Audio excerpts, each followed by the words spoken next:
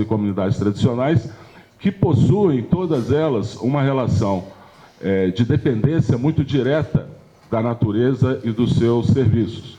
Portanto, estão menos capacitados, menos instrumentalizados para fazer frente aos impactos climáticos, a escassez de água, a elevação das temperaturas, os desastres naturais. São essas populações as mais vulneráveis a esses eventos extremos, né, que as mudanças climáticas produzem e que, mesmo sem elas, né, nós já temos um sistema econômico que já promove essa desigualdade na questão dos impactos ambientais. E a justiça ambiental, o movimento da justiça ambiental, chama muito a atenção para isso, que é muito importante. Então, veja, a dívida ecológica que a gente está discutindo aqui, eu queria trazer essa questão para o debate, ela não é apenas ecológica, ela é uma dívida socioecológica. Ela remete à questão da justiça social e da justiça ambiental, que estão intimamente ligadas uma à outra. Então, não dá para falar de dívida ecológica sem falar da dívida social, né? Sem falar do desbalanceamento no acesso aos bens produzidos pelas economias, aos elementos da natureza ofertados pelos serviços ecossistêmicos. E esse desbalanceamento está muito claro quando a gente vê números como, por exemplo, 80% da energia no mundo é consumida por apenas 20% da população mundial. E é justamente o consumo de energia que é a força motriz principal que leva ao fenômeno da mudança do clima, pelas emissões de gás de efeito estufa, etc. Então, vejam, esse desequilíbrio, essa desigualdade brutal que existe no mundo é resultado desse sistema que o Sérgio acaba de descrever com maestria, né? Então, é preciso tratar das questões ecológicas, sim, mas não esquecendo da desigualdade brutal que é social e econômica, que acaba sendo a força motriz dessa dívida ecológica, dessa injustiça ecológica, né? Então, eu queria chamar a atenção ainda para, dentro do debate sobre mudança climática, existem dois grupos com atuações totalmente distintas do ponto de vista dos seus estudos e da gestão, na questão da governança climática, dos instrumentos de gestão, das políticas públicas para o enfrentamento desses desafios. Um trata de mitigação, de reduzir emissões de gases, de controlar o desmatamento, né, e as mudanças de uso da terra, que são as forças motrizes principais, né, e a queima de combustíveis fósseis. E tem o outro que é de vulnerabilidade e adaptação e impactos. Por que esse grupo é tão importante? Porque, por mais bem-sucedidos que sejamos, né, no combate ou na mudança da matriz energética e no controle do desmatamento, ainda assim os impactos da mudança do clima se farão presentes, né? Isso, toda a literatura mostra isso muito bem, por um efeito inercial que o sistema atmosférico possui, e aquilo que foi emitido por nossos avós continua presente na atmosfera, produzindo efeito estufa.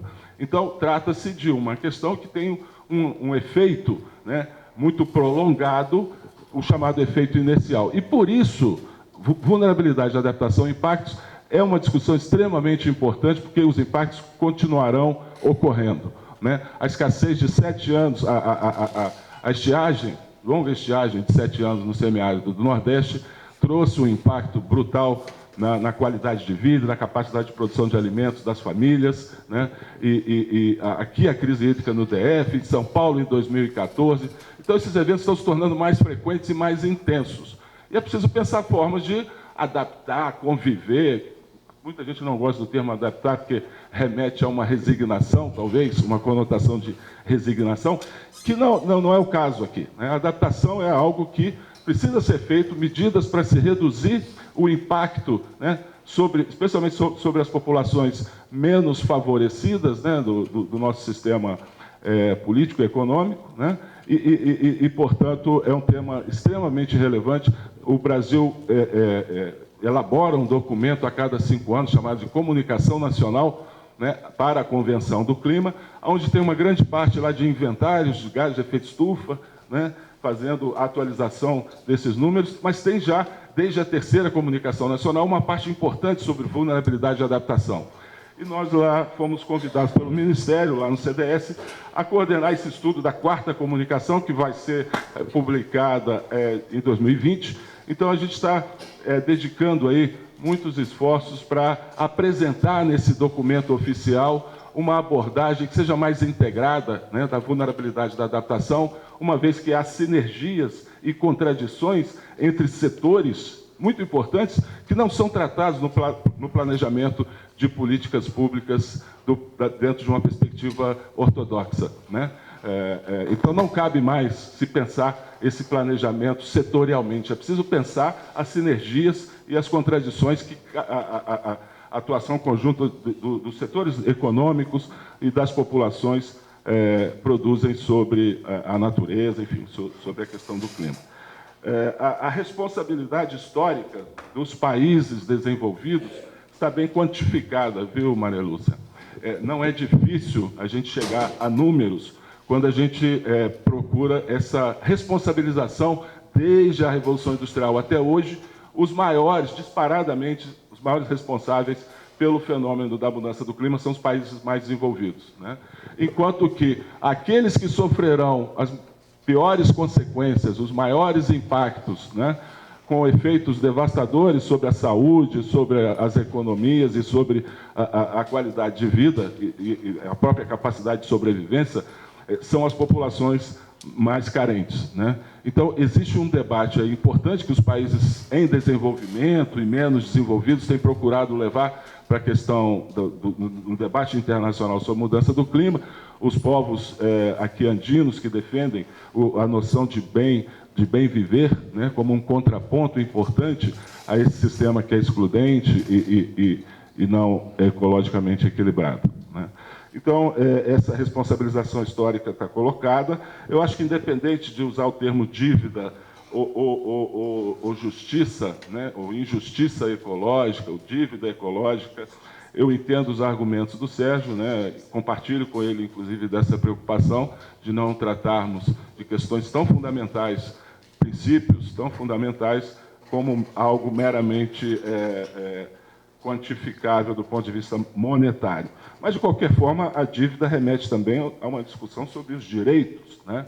Sobre direitos fundamentais à vida digna que estão sendo negligenciados, né? Então, para finalizar aqui, para tratarmos desses temas tão desafiadores, né, que requerem uma revisão, uma reformulação profunda na maneira como nós lidamos com a água, com os elementos da natureza como um todo, né? É importante a gente chamar a atenção para a importância da participação social nesse processo de governança ambiental, de governança climática, né? Não podemos simplesmente delegar aos gestores públicos, às autoridades constituídas, né, que vão levar representantes para negociar temas importantes na Convenção do Clima, na Convenção da Diversidade Biológica, na Convenção da Desertificação, né? Esses temas são muito importantes, influenciam fortemente as decisões tomadas lá, influenciam fortemente o cenário nacional, né? A implementação de políticas no cenário nacional e, portanto, a participação da sociedade, exercendo um controle social, imprimindo, né, ações no sentido de mostrar à sociedade como um todo, aos governantes, aquilo que nós entendemos como mais justo, né? As medidas necessárias para a promoção de um desenvolvimento mais justo, portanto, mais sustentável. Então, essa participação social, a gente, infelizmente, não tem tanto uma cultura de participação. Quantos eventos, quantas audiências públicas para debater sobre projetos importantes, né? Quantos comitês de representação comunitária, quantas comissões municipais de educação, saúde e meio ambiente estão subrepresentadas aí, a população diretamente interessada está subrepresentada nesses fóruns participativos e mesmo os movimentos sociais, né, movimento dos atingidos por barragem, o movimento dos trabalhadores sem teto, o movimento do sem terra, né, a questão da acumulação das terras no Brasil, é um tema que precisa ser debatido com mais vigor, principalmente quando, em 2017, o governo brasileiro deixa de fazer qualquer assentamento de reforma agrária, se limitando a 0 assentamentos no ano de 2017. Então, são temas muito importantes. A questão dos povos e comunidades tradicionais, né, se inclui dentro desse debate como populações mais vulneráveis, mais diretamente dependentes da natureza e que, portanto, precisam receber uma atenção especial no sentido de assegurar o direito à terra, a demarcação das terras indígenas, né, quilombolas. Isso é algo essencial para que eles possam aumentar a sua resiliência diante dos impactos ambientais e climáticos, né? Portanto, eu vejo que o Frei Beto estava na Conferência Cidadã em São Paulo há cerca de 3 semanas, e ele fez uma fala que eu achei muito bonita e feliz, né? Justamente convocando, né, aquela audiência ali, que foi ali para lançar a candidatura aí do Boulos com a Sônia Guajajara, né, à presidência, mas o Frei Beto ressaltando a importância de nós, enquanto cidadãos, participarmos da vida política, comunitária, associativa, de movimentos sociais, porque sem isso a democracia realmente ela é falha, ela é cheia de problemas pela ausência de controle social nas ações de governo. Muito obrigado.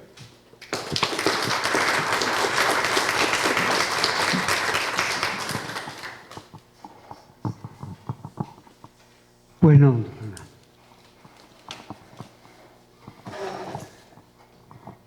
o bispo reza, então eu tenho missa ainda agora em seguida, né?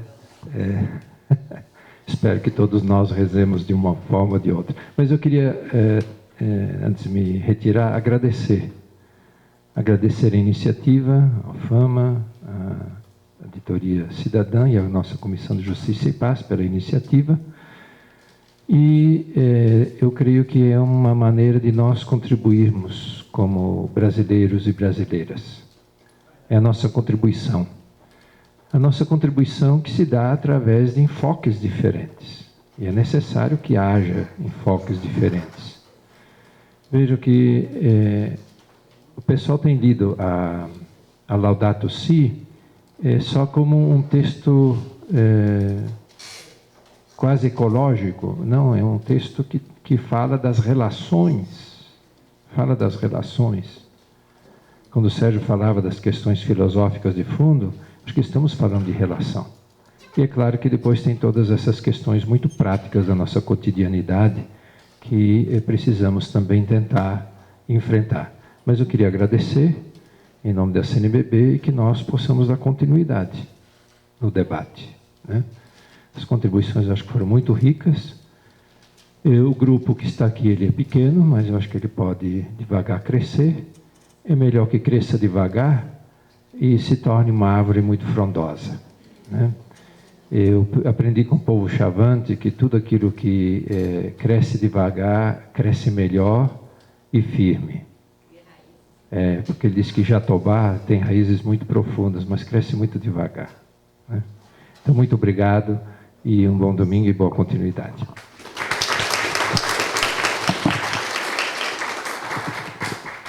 Eu peço aqui ao coordenador da mesa a honra de poder agradecer a sua presença, Dom Leonardo. Viu? Foi muito importante para todos nós aqui hoje contar com a presença do senhor, sabendo seus inúmeros compromissos. Não só veio fazer abertura, como ouviu todos os palestrantes. É uma honra muito grande para nós e dá um fortalecimento imenso para essa semente que está plantada, gente, está lançada, né? Muito grata. A gente espera que não caia nem entre os espinhos, nem entre as pedras. Não, nasceu em terra boa, numa universidade pública.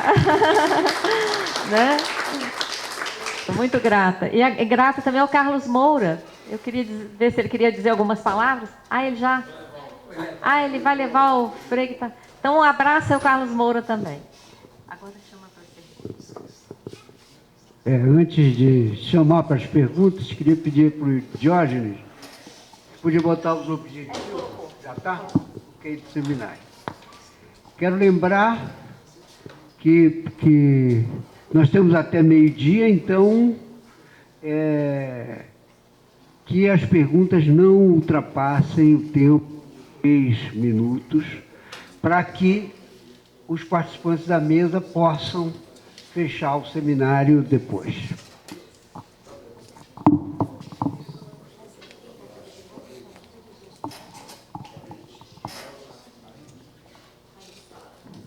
Quem vai fazer pergunta podia já vir aqui para frente.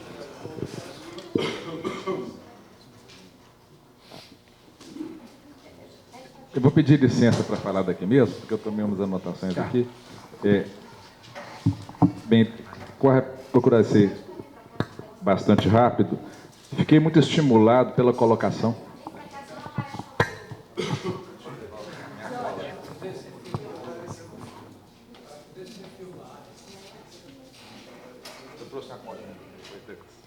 Eu fiquei muito estimulado com a colocação do professor Sauer, quando ele falou a questão de não mercantilizar a dívida, não é isso? E ele falou que dívida não é crime, certo? Bem, de fato, dívida não é crime, mas o crime gera dívida. E os crimes ecológicos neste país são enormes e amplos. E outra coisa é o seguinte, existe também a dívida pelo ato ilícito, que não chega a ser crime, mas causa dano. É um princípio de direito que quem causa dano tem de reparar. E não é necessariamente uma mercantilização. Primeiro, a reparação, a primeira busca da reparação é procurar restabelecer o status quo ante. Então, ou seja, o recurso para desfazer o mal feito em primeiro lugar. Se não possível, é quantificar isso de alguma forma. E não é um preço, é o seguinte, procurar desestimular, um valor tem que ser autossuficiente para desestimular quem praticou, porque senão ele bota isso na conta da produção e fica muito bom.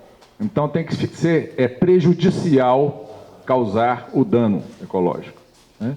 E outro é a reposição e o gasto para quem sofreu. E é interessante por causa do seguinte, aí também tem a questão da dívida, aquilo que é devido, que não foi um ato ilícito diretamente praticado, mas que também envolve uma ilicitude, porque um dos princípios gerais de direito é que a ninguém é lícito se locupletar às custas dos outros. Então, na medida que se locupletam com a nossa água, com tudo aí, e não fazem nada, estão locupletando ilicitamente de alguma coisa. Ou seja, eu estou vendendo um caderno e estão levando o meu carro junto, né? Então, quer dizer, isso é ilícito também. Então, cabe essa reparação nesse sentido que eu estou falando. São só essas colocações que eu gostaria de fazer. Antônio falou, por favor. Parente Abra e Observatório Político da CBJP. Primeiramente, um reconhecimento. Eu acho que todas as falas estabeleceram uma fina sintonia, no sentido de nos alertar, né, para uma tragédia que já acontece e que pode, evidentemente, ser aprofundada, né? E segundo, né, é a questão do crescimento econômico, enquanto modelo que rege as economias no mundo inteiro. E no Brasil, pelas circunstâncias e pelo seu histórico, evidentemente, ele se faz de forma muito perversa, muito cruel, né? Totalmente dissociado do desenvolvimento. E por isso mesmo ele configura uma grande tragédia, com consequências irreparáveis, não só no que diz respeito à apropriação dos bens comuns, mas à coisificação do homem, né? A desatenção, né, ao povo em geral é uma das marcas dessa nossa elite do atraso, como bem frisa Gessé Souza. Então, nós não podemos ignorar. A terceira questão é que, para encenarmos o protagonizarmos qualquer reação, essas informações que vocês nos passaram, elas são imprescindíveis, elas precisam ser disseminadas. O povo, em geral, ignora isso aí, né? Então, isso é fundamental, descobrirmos aí os meios necessários para exponencializarmos, né, tudo isso que estamos a tratar nesse momento. A segunda questão, e aí eu abro um paralelo com o Estado, né, com a situação do Distrito Federal, que eu acho que é importantíssimo a gente destacar, mas inerente à questão da crise hídrica, tem a ver com essa reprimarização da economia, frisada e levantada pelo Sérgio, né? Nós temos um modelo, né, que repousa no agronegócio e no negócio mineral. O agronegócio e os dois, evidentemente, somados, eles provocam danos irreparáveis, a despeito da expressividade que eles possuem em termos de geração, em se tratando do nosso PIB, né? Mas os efeitos deletérios são irreparáveis, tanto do ponto de vista social como ambiental. E o Distrito Federal é prova disso, né? O Distrito Federal, que é um território com aproximadamente 580 mil hectares, a dimensão de alguns projetos de assentamento do INCRA, né, ele hoje possui um agronegócio que está, comparando com os demais municípios, os 5.200 municípios desse país, está entre os 20 mais expressivos desse país. O agronegócio. E não é do desconhecimento de ninguém, né, a absorção, né, hídrica que o agronegócio representa para gerar algumas commodities, soja, milho, algodão, né? Isso sem falar na questão da contaminação dos mananciais, que é tão ou mais grave. Ou então rever essa matriz é uma coisa inadiável. Nós precisamos compartilhar isso com a sociedade de um modo geral, não desprezando, mas que o agronegócio tem que ser submetido a um regulamento pelo Estado e não pelo mercado, como acontece. O Estado, infelizmente, está privatizado, sempre já nasceu privatizado. Então, reverter, mudar essa lógica é de suma importância. Seria apenas isso. Obrigado.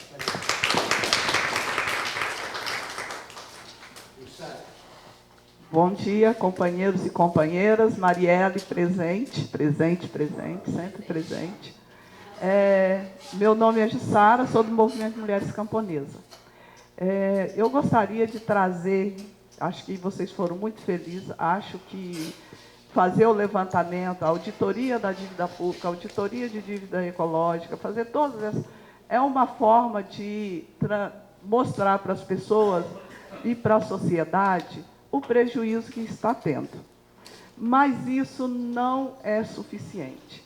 Acho que a gente não pode descolar o debate sobre água, mineração, agronegócio, da propriedade da terra. O Brasil tem 851 milhões de hectares de terra. Nós, na cidade, em torno de 170 milhões, moramos em 2 milhões de hectares. O professor Sérgio Sauer, parente aí, os erros me corrijam, mas é mais ou menos isso. Em torno de 36 milhões estão no campo. Essas pessoas, além do povo indígena, eles têm sofrido demais com essas duas áreas, agronegócio e minério-negócio. O movimento afastado pela mineração, eu sinto falta deles na mesa, tem dados incríveis de como tem sido atingida essa população pobre. E quando a gente fala de Mariana, o Rio Doce, o que aconteceu ali até o rio desaguar no mar, aquela população de pescadores ribeirinhos que sofreram as consequências disso, Por mais, é claro que dizer o valor disso é importante, mas por mais que se dê valor, existe atrás disso famílias que perderam emprego, famílias que estão adoecendo, fora os que morreram e fora os que estão sendo assassinados. Marielle é um caso que chamou a atenção, mas nós temos lideranças de sem terra, indígenas, quilombolas e do MAN sendo assassinados direto nesse país. Então, gente, discutir a propriedade da terra é importante. A água corre sobre a terra. O minério está sobre ou sob a terra. Quem tem a propriedade, ele estabelece as regras do jogo, porque ele tem dinheiro. Segundo a Moema, num debate que eu fui no OMA, ali no Centro Cultural de Brasília, ela disse que o ano passado, os 500 mega ricos do mundo concentrou mais $1 trilhão a fortuna deles. Então, para essas pessoas, a gente chegar e dizer, vocês vão pagar tanto por isso, é pouco. O que traz, através disso, é um alerta para a sociedade do prejuízo social e também do prejuízo em valor que nós estamos tendo. Mas isso não resolve o problema. Correntina é um exemplo de que o cara era propriedade da terra, ele fechou o rio, a população da cidade ficou sem água, foram lá, arrebentaram as engrenagens, mas quem estava sendo processado era a liderança do movimento que foi lá, não foi o proprietário. O Código de Mineração está sendo alterado e ninguém sabe o que as mineradoras estão interferindo no estabelecimento de códigos de legislação dentro do Código de Mineração. Uma vez aprovado, quem é que vai dizer que não vai se cumprir ou não? E aí, Maria Lúcia, tem essas coisas que você fala para a gente de empresas paraestatais, que para a gente é difícil entender, mas que a gente sabe que tudo isso vem de um prejuízo muito grande. Agora, como movimento de mulher camponesa, por que está dando essa interferência? Como movimento de mulheres camponesa, o que eu deixo aqui é o manifesto nosso do tanto que isso chega ao campo de forma diferenciada. Muito obrigada. Rita Felicetti, por favor.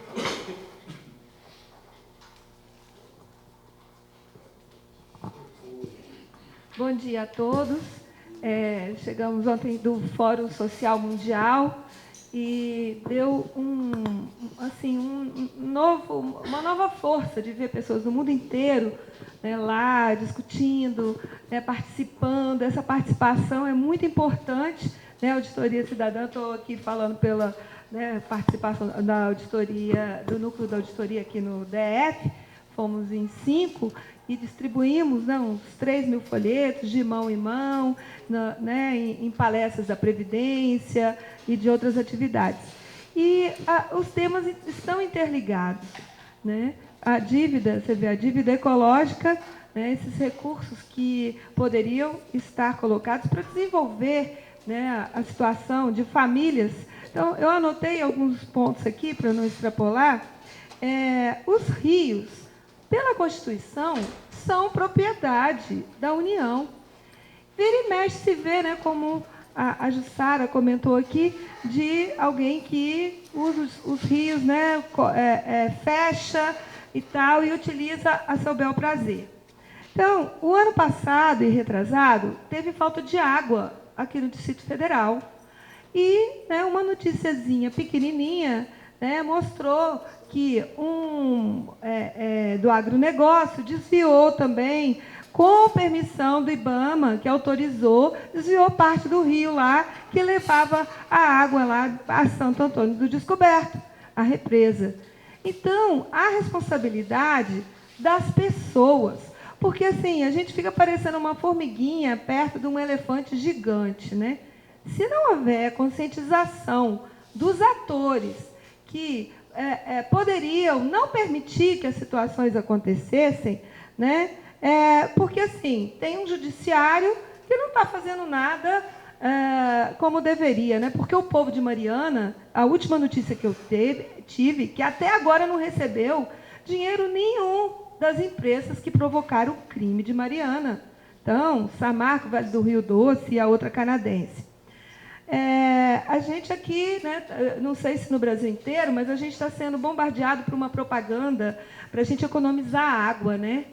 Porque a água vai faltar, utilizem o copinho, porque senão você gasta, né, 18 litros de água. Isso, gente, já é para a gente incutir na nossa cabeça que a água está diminuindo para eles poderem cobrar mais caro, que eles aumentaram aí 300%. Né? E a gente vê, né, que o uso de fertilizantes e inseticidas estão empobrecendo a nossa terra. Então, é outra coisa que a natureza, né, a gente pergunta assim, onde é que estão as agências reguladoras? Né, do setor agrícola, do setor do IBAMA, né, de quem deveria ter olhado, evitado o desastre de Mariana. Eu acho que a mudança só vai começar quando tiverem muito mais pessoas conscientizadas. O Fórum Social teve gente do mundo inteiro, nós estamos aqui, estamos, né, abertos a isso aqui. Agora, a gente espera que mude, né, porque aonde está o governo nessa situação toda? Né? Estão preocupados só em vender a nossa riqueza ambiental. Então, temos que remeter, né, ao fato de que nós estamos no ano eleitoral, precisamos mudar esses políticos e lembrar a eles que tudo que está sendo feito, essa dívida, essa exploração, essa situação que não poderíamos estar passando por ela vem da falta de conscientização de cada um deles, de que acha que o momento é só agora, o momento é só essa vida. Aí eu pergunto, e será que eles não acreditam em outra vida depois dessa? Que todos nós vamos morrer e vamos renascer ainda nesse planeta para pagar o que estamos fazendo, o que estamos colhendo. Então, eles mesmos vão sofrer o que eles hoje estão plantando. Estão se cercando de bens, como o mercado financeiro internacional, como a gente trabalha na questão, né, da nossa auditoria da dívida, essa expoliação do Brasil, e a gente vê aonde está a consciência de cada um, aonde está o poder de ser menos egoísta, né? De ser menos pensar só no hoje e não pensar no amanhã. Esse poder que é um despoder para essas pessoas que poderiam evitar a fome, tanto no Brasil quanto no mundo. São tão ricos, por que não tem essa meta de haver um mundo melhor? Só com a união dos pobres e ricos, porque só com quem não é dono da terra, nós vamos só estar aqui reclamando. E a gente tem que ter uma agenda, né, positiva, propositiva. É isso que eu gostaria de fazer. Obrigada. Obrigado.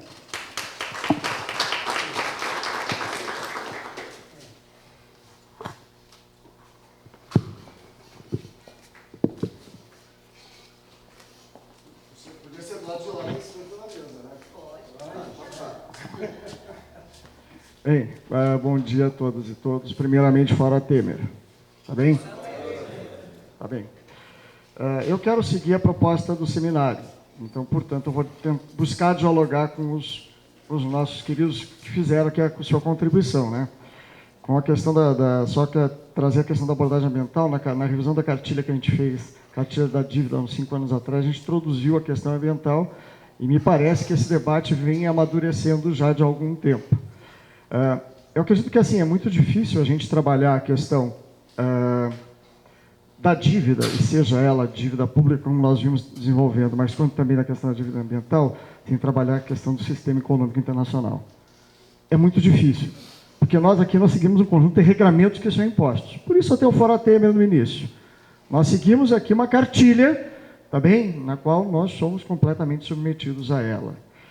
Bom, mas vamos partir para a mesa em si. O Pedro traz uma proposta, né, que é uma proposta de introduzir uma ferramenta de análise de custeio, para, a partir da análise de custeio, tentar medir o impacto, a consequência dos processos e a deformação do ambiente, né, e o impacto ecológico que isso traz. Eu também acho que não tem, é muito difícil se quantificar, e aqui a gente entra num paradoxo.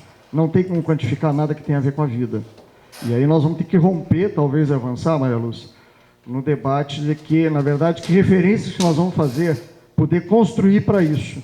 Porque o que eu vou quantificar, na verdade? Que valores que eu vou operar para cada circunstância, para cada condição de vida, né? Então, isso é muito impossível. E aí, assim, eu vou entrar na discussão proposta pelo Sauer, que eu acho que aqui talvez esteja algumas dicas, né, Sauer?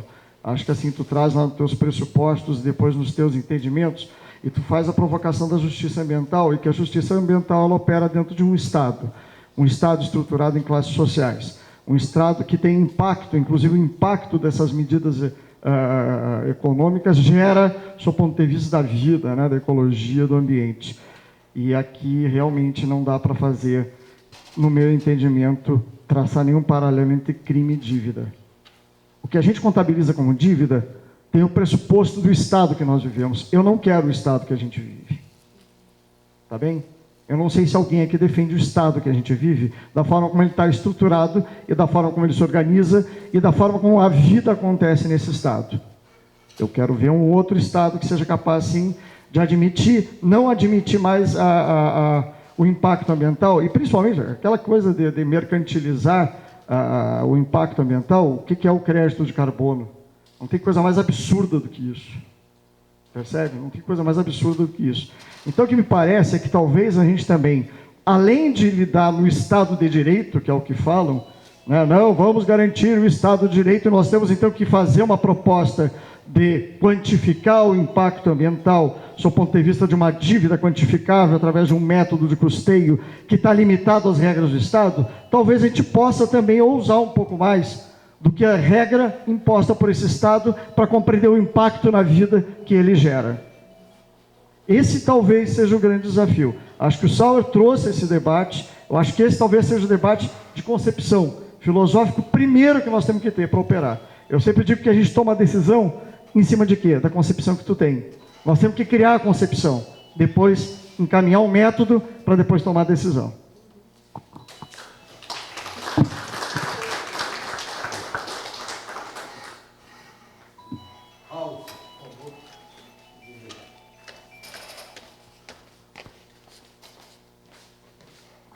Oi, bom dia. Parabenizar a mesa. Eu acho que é importante discutir essas questões, e acho que a mesa foi fantástica. Meu nome é Ralph, eu sou doutorando da Geografia da Federal do Paraná e ex-orientando do Sérgio aqui no MADER, né, Meio Ambiente e Desenvolvimento Rural. Eu quero parabenizar primeiramente o professor Saulo quando ele diz que não se fala de dívida ecológica sem falar em dívida social. Então, apenas lembrando, né, que um dos surgimentos do MST foi as pessoas removidas por Itaipu. Grande parte das pessoas que não foram indenizadas, que formaram lá o seu movimento e que posteriormente, 2, 3 anos depois do alagamento, constituíram esse grupo que hoje forma o MST. Acho que isso é bem importante. Colocar para discutir, assim, principalmente com a professora Maria Lúcia, a discussão de também a nossa dívida, principalmente com a América Latina. A dívida do Brasil com o Paraguai, o avanço que está se fazendo sobre os territórios com a soja, o financiamento que o BNDES tem feito, acabando com vários povos e comunidades tradicionais da América Latina de modo geral, sendo financiado com o dinheiro público do BNDES para ferrovias, outras hidrelétricas e etc. Como que a gente pensa isso nessa discussão de dívida ecológica? E mais que isso, na África, a gente levando tecnologia, a Embrapa levando tecnologia da soja para o Moçambique, etc. Como que isso se coloca no debate? E do ponto de vista do que o Pedro traz, assim, eu acho que a gente precisa pensar, e aí dialogando também com o Sérgio, o que é dívida e o que é crime, e que a gente precisa distinguir também o que é contabilizável, o que a gente pode contabilizar, e na minha concepção aí é a questão dos direitos, a gente tem que tomar muito cuidado. O Pedro colocava que direito tem custo, mas não é só isso, assim. Direito, ele não é mitigável. O direito, ele, muitas vezes, não é compensável. O direito, ou você respeita ele, ou você está violando esse direito. Então, tomar muito cuidado, porque a gente ouviu aí de governos passados neo-extrativistas ou neo-desenvolvimentistas, de que meia dúzia, quem lembra de Santo Antônio de Giral, dizendo que meia dúzia de bagre não podia barrar o desenvolvimento. Então, como que isso? Porque hoje a gente sabe muito bem que essas grandes obras de infraestrutura não têm sido indígenas que têm conseguido barrar, esses povos têm sido massacrados e não tem sido levado em conta o seu modo de vida, o seu direito de estar lá, e não acredito que vai ser uma compensação financeira que vá levar em conta isso. E nesse sentido, Pedro, só para fazer um diálogo, eu acho que a tragédia não é dos comuns, a tragédia é do mercado.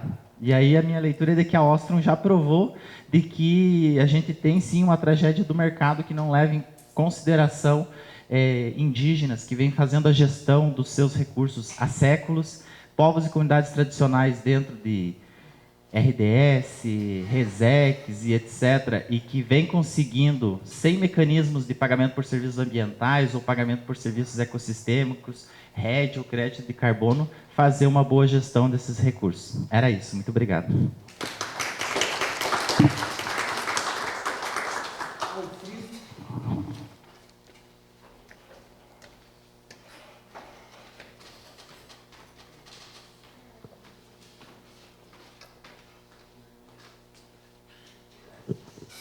Ok, muito obrigado. Eu sou da Colômbia, sou jesuíta, moro aí na tríplice fronteira Peru, Colômbia, Brasil. E muito obrigado pela mesa e pelas colocações de vocês. Participo também na REPAM, na Rede Eclesial Panamazônica, e no Serviço Jesuíta Panamazônico. Eu queria colocar duas questões que eu acho fundamental no debate. A primeira é um pouco a diferença do Sérgio, teu nome é Sérgio, não é? Entre dívida e crime, não? Mas eu acho que é um debate muito interessante sobre o contexto da dívida. Como foi assumida a dívida? Porque há conjunturas, há contextos, há negociação da dívida que são muito injustos. Então aí teríamos que entrar, e aí é crime. Porque a forma como foi assumida a dívida, sabemos muito bem, diríamos, a injustiça que acontece nas dívidas, não? Que são assumidas e muitas vezes obrigadas pelas condições das pessoas, ou da sociedade, ou das economias, não é? E a segunda questão que eu acho importante é, e eu gostaria de algumas dicas de vocês de como é que nós podemos passar, diríamos, do preço ao valor. Ou seja, preço é contabilidade. E aí entramos na lógica do mercado. Então, dar um preço à natureza que não tem preço, ou dar um preço à vida que não tem preço. Então, como passar mesmo que a gente tenha que contabilizar alguma coisa, como passar para não entrar dentro dessa lógica, não ficar preso nessa lógica do mercado, como passar a valorar. E quais são os caminhos? Se vocês têm encontrado algumas saídas, algumas propostas de como valorar, diríamos, isso que para não entrar nessa lógica, eu gostaria de escutar alguma proposta, algum caminho sobre essa questão. Muito obrigado.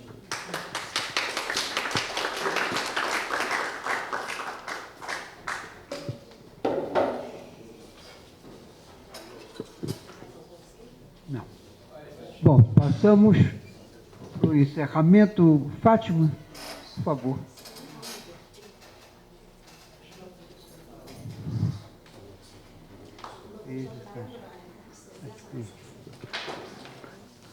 Bom, passamos então para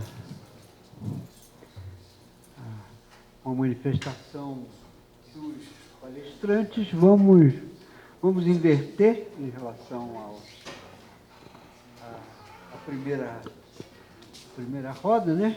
Então, Paulo, você e depois a Fátima, fechando, tá?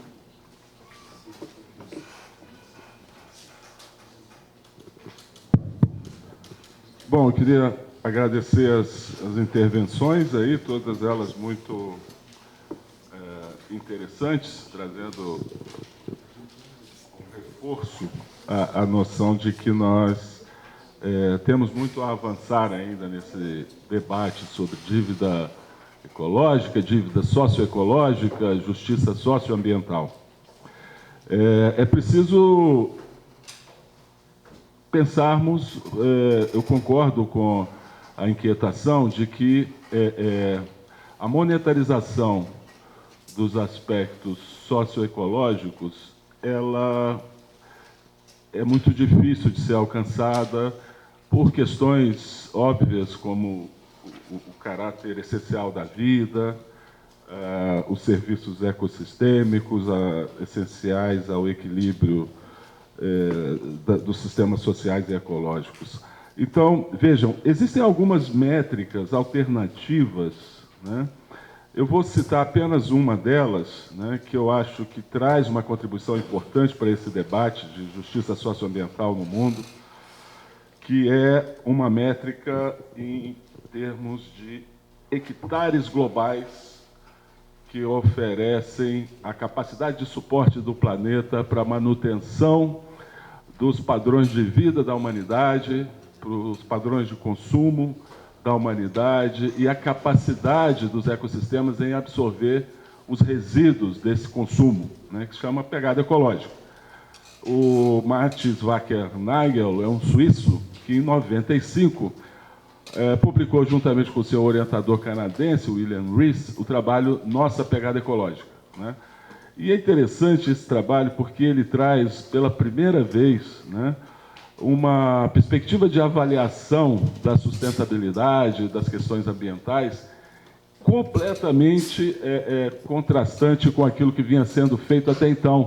Eu trabalho com essa questão ambiental desde os anos 80 já, e eu me lembro, a gente pode resgatar isso muito facilmente, né, que as abordagens que avaliavam a qualidade do ambiente, a questão do desafio da sustentabilidade, apontavam muito na direção da insustentabilidade da pobreza, né, dos efeitos negativos sobre o ambiente, dos modos de vida das populações mais pobres, porque tinham que catar lenha, tinham que não sei o quê e tal. Então, pela primeira vez, a pegada ecológica vem apontar o dedo para a insustentabilidade dos ricos, dos padrões de consumo dos ricos, e não dos pobres, né? Então, ela coloca uma perspectiva muito interessante, que é justamente que hoje nós precisamos de 1,7 planetas para sustentar esses padrões de consumo. E isso representa uma dívida que está sendo jogada para as futuras gerações e mesmo para a geração atual, né, com os reflexos negativos dos impactos ambientais produzidos por esses desequilíbrios nos ecossistemas que atingem principalmente as populações mais carentes. Então, essa métrica de balancear, de um lado, né, a capacidade de suporte dos ecossistemas terrestres e, do outro, a pressão exercida pelos nossos padrões de consumo, traz como resultado uma avaliação em termos de hectares globais, né? Quanto que a gente precisa para sustentar o nosso padrão de consumo? E aí não são apenas os países ricos que estão sendo apontados como os mais insustentáveis. São todas as populações de todos os países do mundo que têm acesso a consumo, que reproduzem os mesmos padrões de consumo dos países mais ricos e que estão espalhados aí por todos os países em desenvolvimento também, a classe média desses países e os mais ricos desses países em desenvolvimento. Somos nós que estamos aqui, basicamente, nessa sala, né? Então, vejam, é um debate muito rico esse de como quantificar essa dívida. Agora, apresenta desafios, né? o questionamento ético sobre a mercantilização e a monetarização dos elementos da natureza, mas existem alternativas, e eu me coloco, viu, Maria Lúcia, à disposição da Auditoria Cidadã, desse movimento que está reunido aqui, para apoiar nesse sentido também. Estamos à disposição. Acho que a universidade, ontem eu estava conversando com um amigo, acho que a universidade cada vez mais tem um papel muito relevante nesse momento que a gente vive no Brasil, né? Onde o desmonte de direitos humanos e sociais está se dando de forma muito acelerada e a sociedade mostrando uma passividade assustadora diante disso. Então, acho que a gente tem uma responsabilidade muito grande nesse momento de atuar, né? Mostrando que o conhecimento científico, enfim, a universidade pode contribuir para os movimentos sociais e para as lutas que são justas e que são meritórias. Obrigado. Obrigado. Professor Sérgio. Bom, obrigado aí pelas questões e comentários, e interessante. Eu tenho que confessar, não estava nas minhas anotações a diferença entre dívida e crime. Me ocorreu aqui, mas já que essa foi a parte mais provocadora, então eu vou tentar deixar um pouco mais claro como eu entendo, né? Primeiro, óbvio que do ponto de vista do cotidiano, né? Muitas ações podem uma gerar outra, né? Dívida que é fruto de crime que resulta em dívida. Mas desde os início dos anos 2000, quando a Fatorelli começa ainda antes de assumir a posição que tem hoje, né, à frente do coletivo, a gente já colaborava e discutia esse tema da dívida. Uma dívida absolutamente injusta, uma dívida várias vezes paga, etc. É o seu item. Apenas para dizer que eu concordo com essa leitura. Mas eu acho que o que eu tentei trazer é de que, bom, mas se ela é injusta, várias vezes paga, por que a gente não consegue resolver? Porque a base, quando a gente fala do sistema capitalista e a sua financiarização, a base é justamente esse elemento das dívidas, no sentido de que o que é a financiarização de uma economia capitalista? É a passagem da geração de lucros ou riqueza, se quiserem, da produção para a especulação. E aí a dívida é um componente fundamental da especulação. E aí você tem todo um Estado, nação, um cabedal que às vezes vai da Constituição a leis para sustentar essa lógica, porque é a lógica capitalista. Então você tem todo um arcabouço legal. Isso, ser legal não significa ser justo, né? Ser legal não significa necessariamente que é o correto.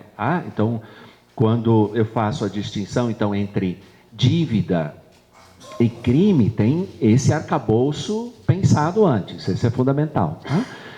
Esse é o primeiro elemento. O segundo, a partir do que nós vivenciamos no contexto, quando a gente fala de dívida, a gente pode, como consequência, falar de compensação, de reparação.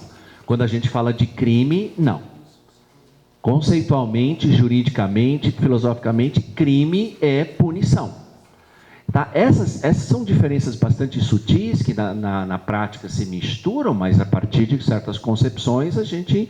Então, quando a Fatorelli, desculpa usar você, ela diz, o que aconteceu em Mariana não foi um acidente, não foi um desastre, foi um crime, assina embaixo, mas crime não se compensa, crime se pune, cadeia para esses. Entender? Conceitualmente, isso é fundamental.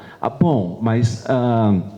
a cadeia para quem cometeu o crime não repara as pessoas que foram diretamente afetadas. Então, tem um segundo elemento que é de compensação, etc. Mas, conceitualmente, isso me parece ser fundamental. Mas, nos dois casos, seja agora de dívida e seja de crime, é importante, com isso eu vou obviamente, tem uma dimensão de responsabilização. Isso é fundamental. Ou seja, fazer a distinção filosófica não significa excluir a responsabilização, e a partir da responsabilização, reparação, né? E aí, como eu venho de uma formação e de uma luta por direitos humanos, direitos sociais e tal, é aquilo que o Ralph disse, é a dimensão do direito à natureza, o direito da natureza, a princípio, não se repara, ou se cumpre ou não se cumpre os direitos. Bom, mas aí temos, vários falaram aqui, não vou repetir, várias situações de violações desses direitos. Como é que nós pensamos em termos de reparação? Esse é o desafio que está colocado. Mas com isso, apenas para fechar, já extrapolei o tempo, vamos dizer assim, parte do debate mais de fundo sobre, daí de novo, a parte de quantificação, né? Mas tendo claro de que nós estamos lidando com conceitos jurídicos, legais, distintos, e aí, óbvio, se nós estamos numa luta que tem uma dimensão instrumental, às vezes a gente precisa dizer isso vale tanto ou não vale tanto. Mas é fundamental ter claro de que pelo menos essa não é a minha perspectiva de fundo, né? É de respeito aos direitos e não de compensação, porque senão a gente tem um problema conceitual de fundo. Obrigado. Obrigado. Pedro. Obrigado. Bom, eu queria agradecer também as colocações de todos e vou seguir aqui na linha do Sérgio, que ele acabou de falar que vem de improviso, mas eu acho que é o cerne da questão mesmo, né? Essa questão entre crime e dívida, se nós aceitamos ou não compensação. Porque se a gente fala que é uma dívida e a gente quer o pagamento dessa dívida, a gente, de certa forma, está legitimando os prejuízos que a gente já teve, né? E eu queria trazer um pouco desse paradoxo para uma experiência atual que eu estou tendo agora, um estudo que eu estou realizando na região do Rio Telespires com o povo Munduruku. É um povo que foi afetado pela hidrelétrica Telespires. As hidrelétricas causam muito mais impacto do que a gente imagina, né? Hidrelétricas matam rios, né? Então você tem toda uma perda de fauna, né, da pesca, e não só isso, como eles tiveram uma perda de local sagrado, né? Os Munduruku consideravam algumas cachoeiras ali locais sagrados que também eram local de reprodução de peixes, né? Então eles deixaram muito claro, não aceitamos compensação, né? Vocês podem oferecer o que vocês quiserem, que a gente não aceita, a gente é contra essa hidrelétrica. E foi realmente uma situação muito complicada, porque por lei está previsto, né, que os povos afetados também têm direito à compensação, né? Então a minha colocação foi, me chamaram para fazer esse estudo, foi para, assim, olha, eles não estão conseguindo nenhuma compensação justa, nem sequer isso eles conseguem, e a hidrelétrica foi construída no final das contas. E aí eu fui questionado pelos próprios parceiros de ONGs, parceiras, ei, você vai botar um valor nessa perda que tem até um local sagrado, você tem a alimentação, a soberania alimentar, como que a gente vai fazer isso, né? Então existem realmente uma série de questões filosóficas, conceituais muito sensíveis, e que eu acho que são as mesmas que a gente está tendo aqui ao falar de dívida também. Um exemplo que eu dou, eu acho que até para facilitar um pouco o entendimento dessa discussão, por exemplo, você tem um carro que na tabela FIPE ele vale R$20.000, tá? Isso quer dizer que se alguém chegar e te der R$20.000, você vai vender seu carro? Não quer dizer, né? Só que você pode fazer um seguro para o seu carro que, se ele for roubado, você vai ter direito aos R$20.000 da tabela, né? Então eu acho que é uma coisa disso, assim, se você subitamente, por algum motivo, você perde o direito, como foi o caso dos Munduruku, ou seja, você pode considerar inclusive um crime o que fizeram com eles também, essa perda de direito, isso não quer dizer que eles iam aceitar, eles não estão legitimando o que aconteceu com eles e essa perda, mas ao mesmo tempo eles estão nessa sinuca de bico, porque, e aí, a gente não vai aceitar nenhuma compensação, ou a gente vai tentar minimamente substituir esse peixe que a gente pescava, por exemplo, que foi a proposta deles de pelo menos eles terem tanques de criação de pesca, ou seja, para manter minimamente o padrão de vida deles. E esse é um paradoxo para eles, é um paradoxo para a gente, quando a gente discute uma dívida em nível nacional também, e que eu acho que isso merece muita discussão ainda. Eu trago mais essa questão desse paradoxo mesmo. E sobre a questão de valor, realmente, atualmente, o valor é igual a preço, atualmente. tende ao consenso, né? Essa igualdade. É claro que existem visões que dizem que não, mas eu acho que também um gatilho conceitual, talvez, para a gente entender um pouco isso, é a gente pensar não na valoração dos elementos da natureza, mas na valoração dos nossos esforços para manter esses elementos da natureza. De novo, é a gente que destrói e é a gente que cuida, entendeu? Então, como nós chegamos a esses valores, realmente eu vejo, assim, ao longo desse tempo que eu tenho trabalhado com valoração econômica, eu vejo que realmente é muito sensível, tem muitas armadilhas conceituais, eu acho, essa discussão, e realmente não é um caminho a gente falar de valorização de elementos da natureza, mas sim do nosso esforço, porque bota a responsabilidade na gente, né? Não só na gente, como na gente influenciar tomadores de decisão, influenciar a legislação, influenciar decisões jurídicas. Então a gente pode ver assim, quanto a gente está disposto a se envolver, a gastar energia para mudar esse cenário. Isso é valoração, é qual a importância que a gente dá e o que a gente está disposto a fazer para isso, em termos gerais. Obrigado.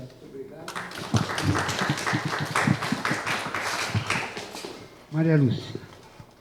Bom, parabéns aí por todas as intervenções, não é, do público e dos nossos brilhantes expositores aqui que aceitaram esse desafio. Gente, eu vejo que nós estamos aqui diante de um grande desafio. Não tem como colocar preço em perdas irreparáveis. Como é que a gente vai colocar preço aqui, lá no Xingu, nos povos indígenas que foram tirados dos seus lugares, nas 88 bilhões de toneladas de ouro que estão sendo extraídas de lá, fora o custo dessa Belo Monte para nós?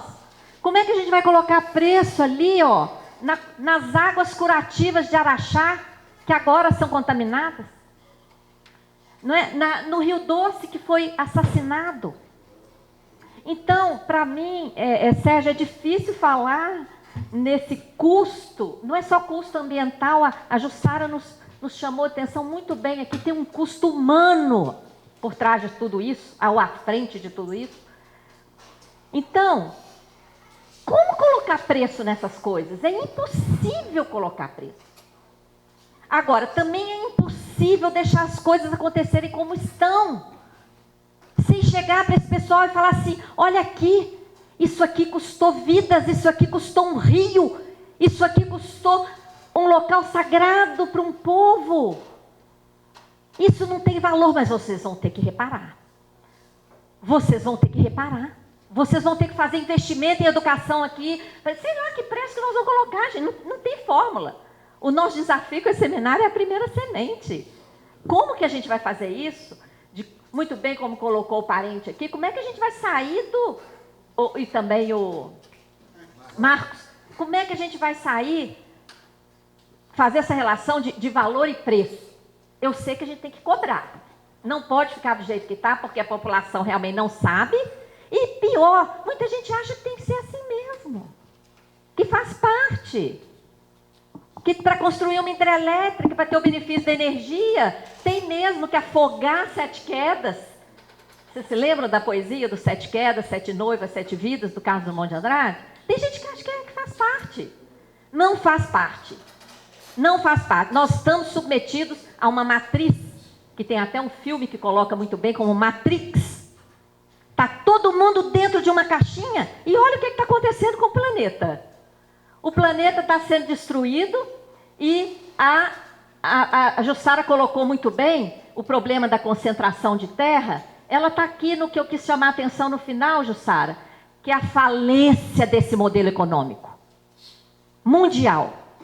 No mundo inteiro, a concentração de renda e de terra e de riqueza está na mão de meia dúzia. Aqui no Brasil está na mão de meia dúzia de indivíduos. Metade da renda, metade da riqueza, meia dúzia de indivíduos, não é 6% não, 6 pessoas detêm a mesma renda que metade da população. Então o nosso desafio é enorme. Quando a gente fala em dívida ecológica, nós não estamos falando só do ambiente, já está embutido o social. Professor, porque o ecológico envolve o social, envolve a pessoa humana. Ecológico não é só ambiental. Ecológico já envolve toda a ligação com a vida, no meu entendimento. Posso estar enganada, mas no meu entendimento, quando fala em dívida ecológica, já está incluindo a parte social também. Agora, podemos deixar isso mais claro, social e ecológica. Como eu disse, nós estamos... o papel está limpo para a gente começar a escrever até o conceito de dívida ecológica, né? A questão do sistema da dívida, que foi trazida também. Nós não chamamos de endividamento público mais. Há alguns anos nós já adotamos sistema da dívida. Tá? Por quê? O endividamento público, aquele que a gente aprende nos livros, que em tese, como Pedro colocou, pode ser até uma coisa boa, esse que a gente aprende nos livros, na prática é gota d'água no oceano. O que existe é o sistema da dívida, a criação de mecanismos que usurpam do instrumento de endividamento público para transferir dinheiro público para o setor financeiro privado. O principal mecanismo hoje, 20% da dívida interna, daqueles 5 trilhões, cerca de 1 trilhão e 200, é um mecanismo escondido por trás da tal da operação compromissada, que o Banco Central remunera diariamente a sobra de caixa dos bancos. É um mecanismo, uma fachada, para remunerar diariamente a sobra de caixa dos bancos, com danos brutais da economia, porque quando o Banco Central faz isso, ele enxuga o dinheiro, 1 trilhão e 200, nós estamos falando de 20% do PIB quase. Ele enxuga, torna o dinheiro escasso, o juro de mercado vai para essa indecência que é aqui no Brasil, de 200%, 400% ao ano. Então, é um sistema, não é um troço isolado. E para nós, que já puxamos esse fio da meada, falar de dívida sem falar de crime também é complicado. Ao mesmo tempo que tem a dívida financeira, tem crime, transformação de dívidas privadas em dívidas públicas. Dívida de banco foi transformada em dívida pública. E quem mais paga é sempre o pobre. Isso aí não tem discordância, não. Quem mais paga é o pobre, que depende da saúde pública e que sem saúde pública não tem como pagar outra. Que depende da escola pública e sem escola pública não tem como pagar outra. Tá? Então, quem mais paga a dívida é o mais pobre, né? E isso que nos move para lutar. A gente não está lutando por nós, né? A gente está lutando contra essa injustiça toda. Um minutinho só para terminar. A questão do dano. Nosso desafio é esse, Sérgio. Ver no caso de um dano que envolve um crime, por exemplo, é crime, está escrito no texto da lei aqui no Brasil, matar peixe na época da piracema, porque o peixe não vai ter como se reproduzir. Mas e quem matou um rio inteiro, no caso do Rio Doce? Como não considerar isso um crime? Se é crime matar peixe na piracema, como matar um rio inteiro? Nós não vamos falar em crime. Agora, como é que isso vai ser reparado? Além de falar em crime, que é uma questão que remete para o judiciário, nós temos que falar em reparação também, que a gente não vai ficar esperando, ainda mais esse judiciário que está aí. Nós temos que pressionar e criar uma coisa nova. Enfim, método, tudo bem? Temos que discutir o método, está tudo em aberto. Nós temos que estar atentos, porque essas ofertas de construir ali uma hidrelétrica, mas nós vamos colocar ali um programinha socioambiental, né? Um programinha... Não, gente, isso é para viabilizar o negócio. Eu vejo isso assim como um ato próximo da corrupção. Eu vou fazer um negócio aqui que é gravíssimo, mas eu vou colocar um programinha bonitinho ali e a gente vai ficar falando daquele programinha ali. Não, vamos sair das ilusões também. Vamos ver o que realmente nós temos que brigar. Concordo inteiramente com o que foi falado aqui em relação das aberrações tributárias, tá? Da expansão das fronteiras agrícolas. Acho que tudo isso tem que entrar no nosso campo aqui de dívida ecológica. Tá? É uma coisa muito ampla, gente. É muito amplo isso aqui que nós estamos colocando. E nós temos os credores, eu concordo. Os povos indígenas que têm preservado nascentes, que têm preservado rios, têm preservado florestas, esses são credores de dívida ecológica. Os quilombolas são credores, não é? O pessoal do bem viver, acho que a gente tem que trazer para cá o pessoal do bem viver, tem que trazer os afetados, os credores de dívida ecológica, os que vêm sendo mais sofridos da dívida ecológica. Bom, para finalizar aqui e passar adiante, o nosso desafio é enorme. Eu espero que todo mundo tenha deixado o e-mail legível, porque nós pretendemos convocar uma reunião em seguida para a gente começar a colocar essa questão.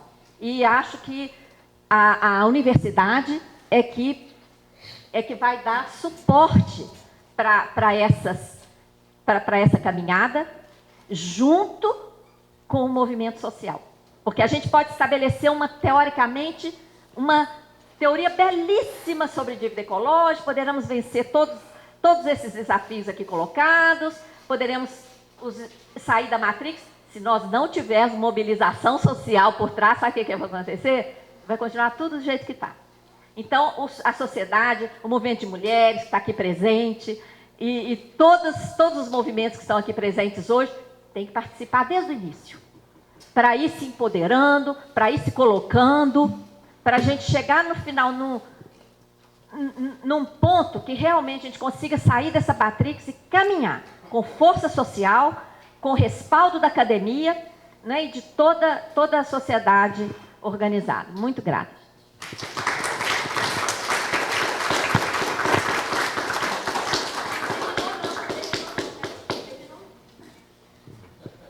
Antes de passar a palavra para a professora Maria de Fátima Pinel, eu queria agradecer a todos vocês a participação, porque eu vou ter que sair para uma dívida paterna, de pegar o filho temporão que está na rua. Tá?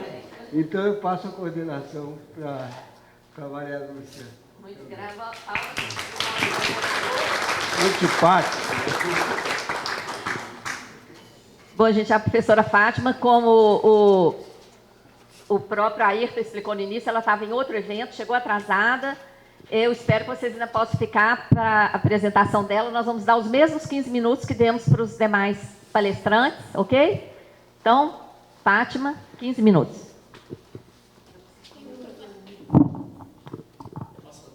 Tá bom.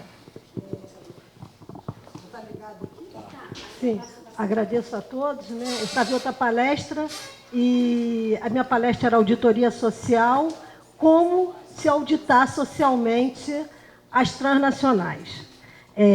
O que eu estou pesquisando, né, a corrupção, eu acho que eu estou pesquisando a corrupção desde antes de Cristo e os processos na evolução. O que você vê que estava previsto era o fim do governo e que as grandes empresas assumiriam os países. Então, você não nasce mais dentro de um país, você nasce dentro de uma empresa. Isso tem muito a ver, hoje eu estou vendo, imagina que eu li isso há 20 anos atrás, comecei a ler, eu achava um absurdo, eu falei, o quê? Impossível. Mas já era registrado, né? Porque tudo que acontece não é planejado momentaneamente, já vem de planejamento de séculos. Uma guerra é planejada muito antes. É tudo artificialidades, né? É do sistema. Então, eu lia sobre isso e achava um absurdo. Hoje eu estou vendo o que está acontecendo. Nós estamos falando que a corrupção é o governo. A corrupção não é do governo. O governo é isso na corrupção.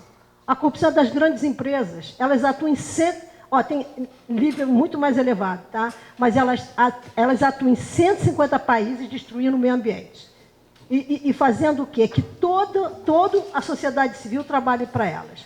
Então, a auditoria social ocorreu nos Estados Unidos em 1940, né? Começou em 1938, né? O presidente pedindo ao Congresso que ajudasse. Por quê? Porque quem governava os Estados Unidos já eram as empresas privadas, com cartéis e com monopólios. Ele pede uma ajuda ao Congresso americano, e quando ele pede ajuda, eles criam uma comissão que iria estudar todos os monopólios, toda a situação econômica dos Estados Unidos.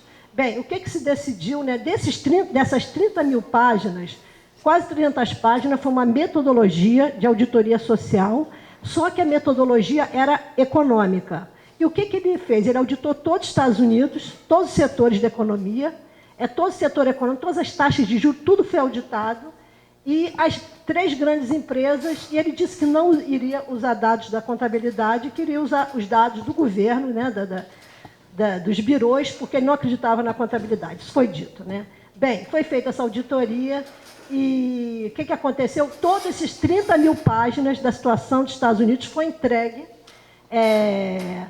ao Congresso americano, né, dentro do Senado, ao vice-presidente dos Estados Unidos. E o que aconteceu? A empresa Chrysler americana foi lá e disse que aquilo era um erro. Imagina, né, os melhores estudiosos dos Estados Unidos, disse que era um erro, simplesmente, e tratou toda a documentação, a SEC americana, como confidencial. Essa documentação, eu até disponibilizo aqui, né, na palestra, e nós temos que voltar lá. Por que nós precisamos voltar lá? Porque o mundo de hoje era o que já tinha sido levantado naquela época nos Estados Unidos. Eles criaram um Comitê Econômico Temporário Nacional, e fizeram esse grande levantamento, inclusive auditoria social, né, uma metodologia econômica. Eu preparei para mim uma metodologia contábil, porque eu fui auditora de sistema de banco, fui auditora contábil, sistemas, e eu ensino corrupção na universidade, auditoria social. Eu ensino esse evento, né? Quer dizer, eu ensino todo esse processo. O que eu faço? Eu pego os balanços das empresas. Como é que é esse balanço, na verdade? Né? Na verdade, não é balanço, porque os demonstrativos contábeis no Brasil, eu vou tentar falar para ganhar tempo, 15 minutos. Os demonstrativos no Brasil, apenas as sociedades anônimas de capital aberto publicam seus demonstrativos. As sociedades anônimas de capital fechado não publicam nada, são as sociedades anônimas, as grandes limitadas, não publicam nada, inclusive, como eu estudo a corrupção lá no passado, já existiam as grandes limitadas, mas elas foram, através da Rainha Vitória, em 1862, Act 162, o que eles fizeram? Eles deram uma carta de alforria para as grandes limitadas, ou seja, pode danificar o meio ambiente, que você só vai pagar até o capital social. Isso se espalhou para o mundo todo, que a Inglaterra, na verdade, é o grande centro de poder, e as grandes limitadas não publicam demonstrativo também. As capital fechado também não. A empresa mais rica do mundo é a CBMM aqui, em Araxá, não publica absolutamente nada. As offshore são empresas de paraísos fiscais, então deveriam ser proibidas, tá? E vamos lá. E tem também sociedade de propósito específico, tudo é para evadir impostos, mas, gente, não existe dinheiro. O que eu estudei, passei 10 anos estudando só os balanços das empresas, fechada. Minha pesquisa é uma pesquisa solitária, na verdade, né? Mas eu não fui para os demonstrativos contábeis, não. Eu fui para as bolsas, eu fui para a informação acionista. Eu queria que vocês anotassem aí, formulário 20 da Bolsa de Nova York, porque as empresas que aqui atuam, o formulário está em português. Qualquer pessoa pode chegar lá, porque qual é a grande vantagem? A grande vantagem é que você não precisa entender a contabilidade para ler. Você vai lá e lê assim, processos judiciais. Para terem uma ideia, só uma empresa tem 70 páginas de processos judiciais. 70 páginas. Bem, então eu comecei a estudar as empresas que aqui atuam, que são do BNDES. Para mim, a espinha dorsal da corrupção no Brasil chama BNDES, foi criado nos Estados Unidos em 1952. O que tem a ver Estados Unidos? Então, é um plano internacional, porque quando você estuda a corrupção, a coisa não começa agora, a coisa começa muito antes. Você vê tudo que você está lendo acontecendo. É isso aí que eu li a longo prazo, né? Então, foi criado nos Estados Unidos para quê? O BNDES é a fonte, né, de todo o recurso dos trabalhadores.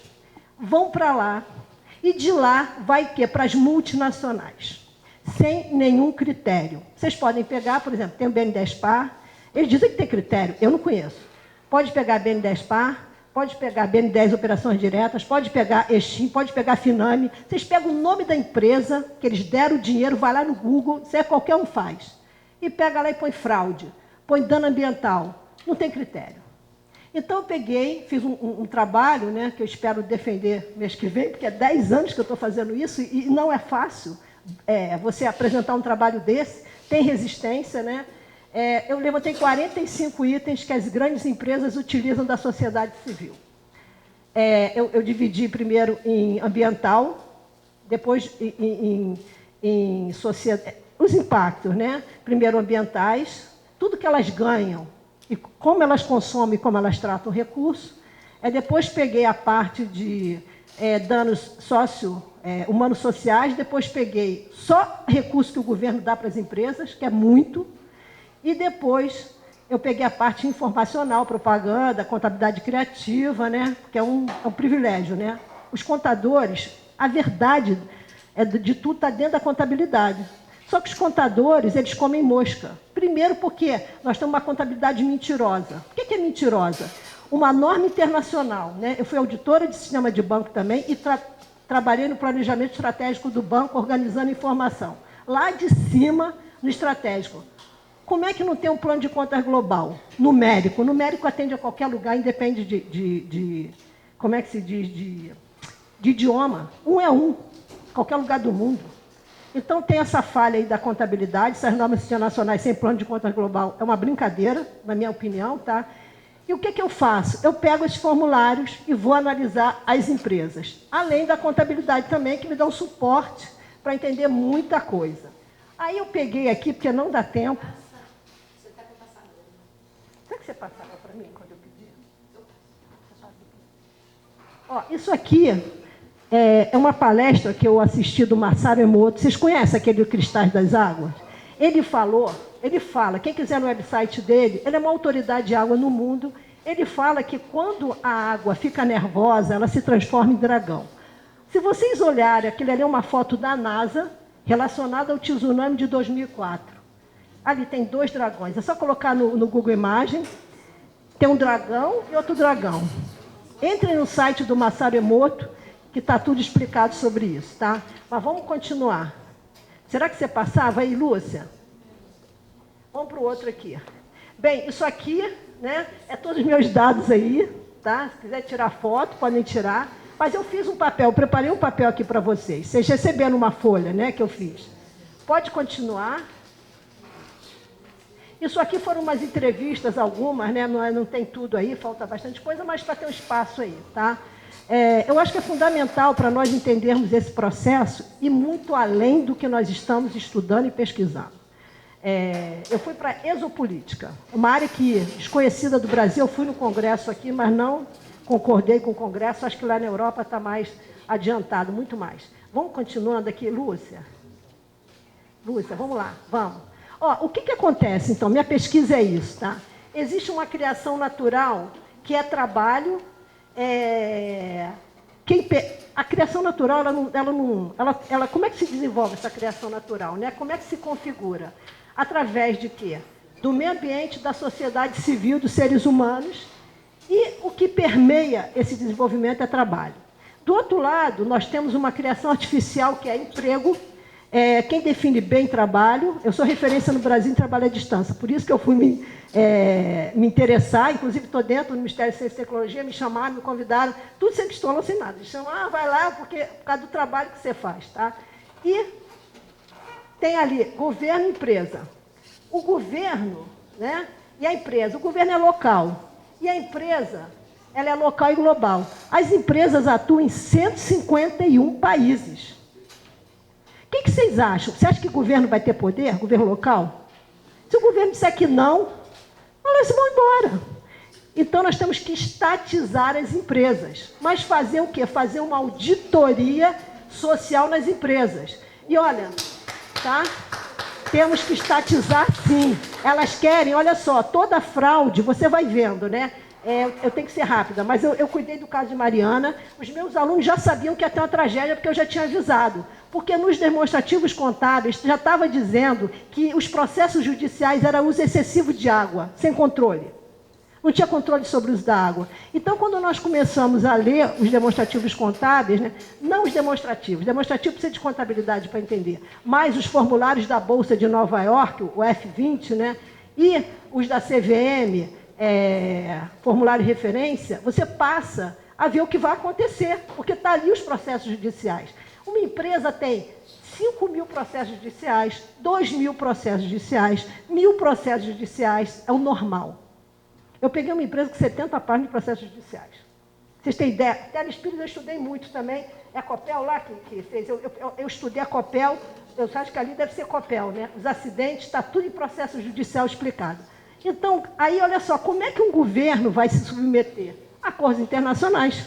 Simplesmente. O governo é refém dos acordos internacionais, seja da ONU, seja do FMI, seja do Banco Mundial, seja da OMC, a Organização Mundial do Comércio, seja de qualquer lugar, ele vai se submeter aos acordos internacionais. Então, o governo é fraco. É fraco por quê? O país é fraco por causa desses acordos. Para cortar isso aí, temos que começar pelos acordos. Por quê? Os acordos beneficiam os países desenvolvidos e prejudicam os países pobres, como é o nosso. Vamos seguindo, né? Volta aqui, só um minutinho. Olha só. Aí, o que acontece? O que o governo faz? Lá nos balanços das empresas, você consegue ver. Por quê? Porque não existe integração de informação. O Ministério da Indústria e Comércio está fazendo uma coisa, outro ministério não integra informação, então ninguém sabe o que elas fazem. A única maneira de conhecer uma empresa, que eu digo que não é lucro, eu digo que não é competitividade, eu digo que não é emprego, é perversidade. A destruição do nosso país e do planeta é perversidade de empresa. Ali, olha, o que o governo faz? O governo fica transferindo recursos. Tira o recurso da sociedade, manda para a empresa. Tira o recurso da sociedade, manda para a empresa. Tira o recurso... Só que é tão desintegradas as informações que você não consegue chegar a uma conclusão, a não ser quando você lê os demonstrativos, os formulários de fora. Aí você começa a ver, peraí, tem alguma coisa de errado. Empresas que o BNDES, a FINEP, está financiando, para destruir também. Bem, ali... Tá. Então, o que eles fazem? Eles vão entregando os recursos. Eu entrego isso, outro entrega isso, outro entrega aquilo. Vamos lá, vamos rápido aqui, né? Nós temos que tentar acabar com essa palhaçada de emprego. O mundo é feito